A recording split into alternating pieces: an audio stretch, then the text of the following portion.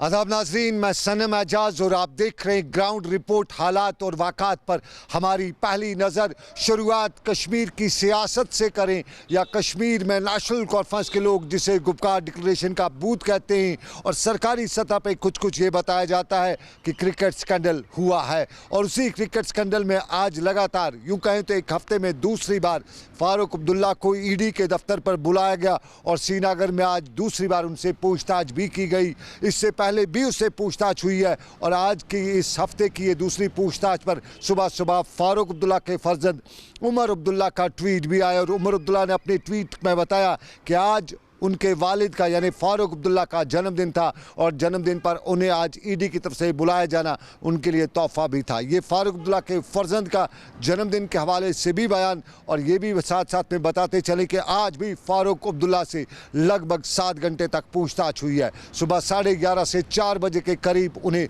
जाने की इजाज़त मिली, तब पिछले हफ्ते भी उन्हें लगभग 7 घंटे तक उनसे पूछताछ की गई थी। मेरे साथी सईद तजम्मुल इस मौके पर पूरी तरह से इस वाक़े पर नजर रखे हुए थे। चलते हैं सईद तजम्मुल के पास, वो बताएंगे कि क्या कुछ रहा दिन भर की सूरत और क्या कुछ बताया फारूक अब्दुल्ला ने। बताएंगे कि डॉक्टर अब्दुल्ला जो 11:30 बजे यहाँ तक पहुँचे थे, उसके बाद अब ठीक 4 बजे वहाँ से बाहर आ रहे हैं और ताज़ा तस्वीरें आप देख सकते हैं। ये है इन्फोर्समेंट डायरेक्टरेट का ऑफिस जहाँ से डॉक्टर फारूक अब्दुल्ला 4 बजे बाहर आए और काफ़ी टाइम तक जो थे अंदर थे। और अब ये देखना होगा कि ज़रा इब्लाग से वो बात करते हैं या नहीं। आप देख पाएंगे कि 11:30 से अब 4 बजे तक डॉक्टर अब्दुल्ला जो है अब बाहर आ रहे हैं और किसी भी मीडिया से कोई बातचीत नहीं की है। इस तरह से डॉक्टर अब्दुल्ला 11:30 और 4 बजे निकल आए बाहर और मीडिया से बात किए बगैर डॉक्टर अब्दुल्ला इस गेट से बाहर आए। हाथ हिलाकर कुछ कहने की कोशिश कर रहे थे, लेकिन किसी भी मीडिया से बातचीत उन्होंने नहीं की।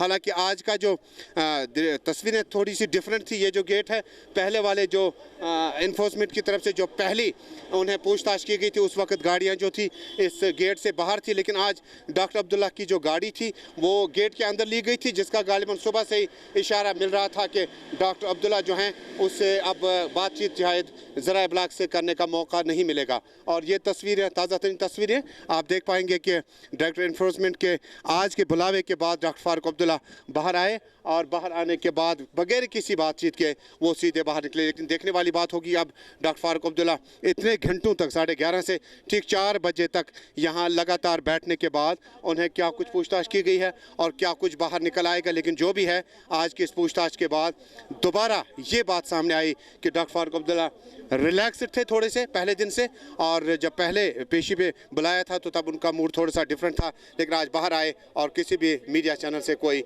बातचीत नहीं की। इमरान तारिक के साथ तजम्मुल इस्लाम, Gulistan television channel, Rajbagh, Srinagar, Kashmir.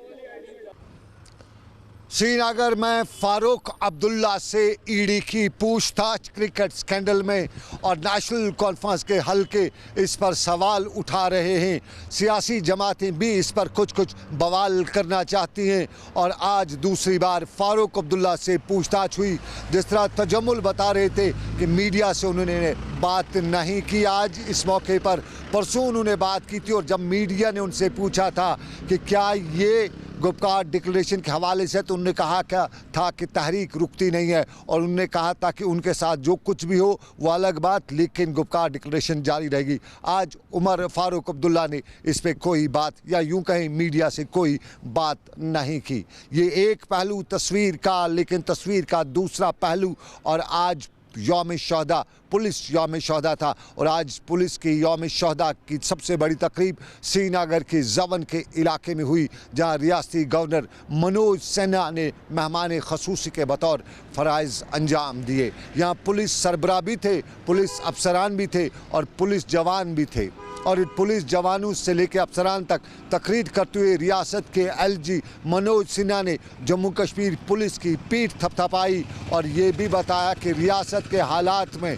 Police का रोल काबिल तारीफ़ है और पुलिस की कौम पर बहुत ज़्यादा फ़ख्र, पुलिस पर कौम को बहुत ज़्यादा फ़ख्र होना चाहिए। माजी के हालात भी बताए और साथ साथ में सोशल मीडिया से लेके इंटरनेट का खुलासा भी मनोज सिन्हा ने अपनी तकरीर में किया। और इस तकरीर के साथ साथ जब मीडिया ने पूछा रियासती पुलिस सरबराह से कि हालात व वाक़ात, और इन्हीं हालात व वाक़ात में सिचुएशन किसकी तरफ जा रही है, तो दोनों के मामलात कुछ इस तरह से थे।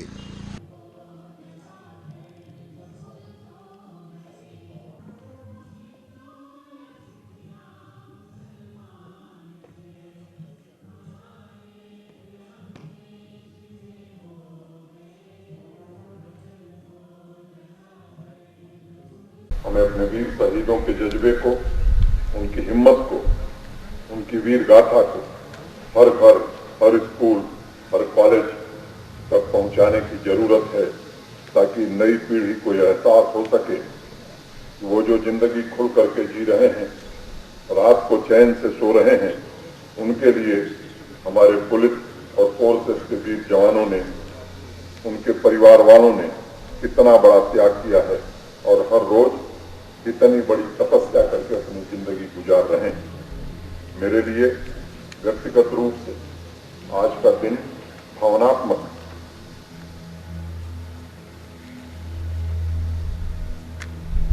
जब लिस्ट पढ़ी जा रही थी, मैं सोच रहा था कि कर्तव्य पथ पर इतना साहसिक हौसला, इतना बड़ा जिगर लेकर देश के दुश्मनों से भर जाने के लिए हर पल तैयार हमारे वीर जवान और उनके परिवार वाले क्या क्या नहीं सहते। लाख बाधाएं आए, बारिश हो, बर्फबारी हो, लेकिन आप लोग अपने कर्तव्य को पूरी श्रद्धा से निभाते हैं। जम्मू कश्मीर में तो कानून व्यवस्था बनाए रखने के साथ साथ आप हमारे पड़ोसी देश द्वारा चलाए जा रहे आतंकवाद से भी लड़ते हैं। और मैं चाहता हूं कि आप लोग किसी साहस से, किसी हौसले से राष्ट्र की आन बान शान की रक्षा करते रहें। देश में जो आतंकवाद फैला रहे हैं, उनके लिए मुझे लगता है कि पुलिस का यह संदेश काफी है कि बेगुनाह को छेड़ो मत और गुनहगार को छोड़ो मत। और यह संदेश जम्मू कश्मीर पुलिस और हमारे फोर्सेस के वीर जवानों के अलावा सरहद से लेकर शहरों तक राष्ट्र की प्रभुता को अक्षुण्ण बनाए रखने के लिए हर पल समर्पित हमारे वीर जवानों।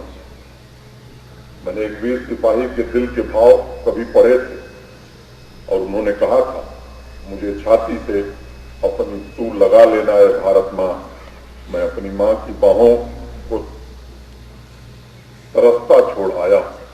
दोस्तों, यह खाकी की जज्बात, जुबान और जिम्मेदारी।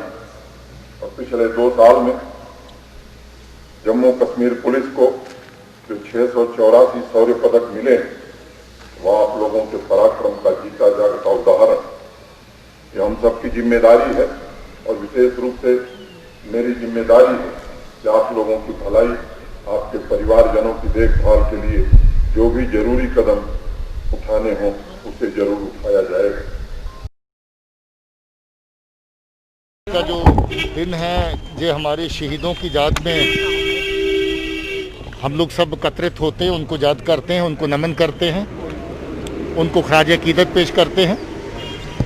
हर साल आज ही के दिन ये पर्व होता है और आज भी ये उसी तरीके से आपने देखा है कि हम लोगों ने सबने मनाया है।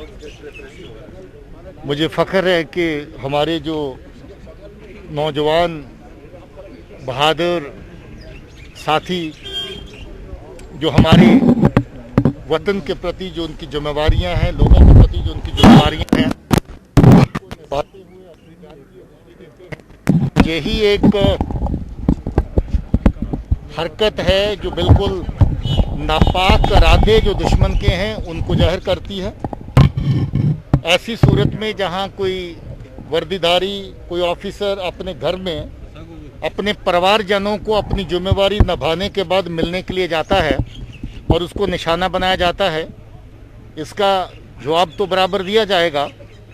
मगर ये बहुत, मैं कहूँगा कि नापाक हरकत है, गलत हरकत है, जो इस तरह से जो अपनी जिम्मेवारियां हमारे पुलिस कर्मियों की अपने परिवार के प्रति हैं, अपने फैमिली के प्रति हैं, उनको निभाने के लिए जाते हैं और उनको निशाना बनाते हैं। लोग हमारे साथ हैं। पुलिस डे, यौम शहादा पुलिस का श्रीनगर के जवन में तकरीब और वादी कश्मीर के ज़िला सतह मुकामात पर भी आज पुलिस दिन के हवाले से तकरीबात हुई, जहां पुलिस के शहदा को खिराज अकीदत अदा की गई। कुपवाड़ा में भी तकरीब हुई, बारामूला में भी तकरीब हुई और बारामूला से लेके अनंतनाग में भी तकरीब हुई, जिस दौरान पुलिस के जवानों के शहीद हुए जवानों की को खिराज अकीदत अदा किया गया। राजौरी में भी तकरीब हुई, जम्मू में भी तकरीब हुई और यहाँ पे पुलिस के जवानों ने अपने शहीदों को खिराज अकीदत अदा की।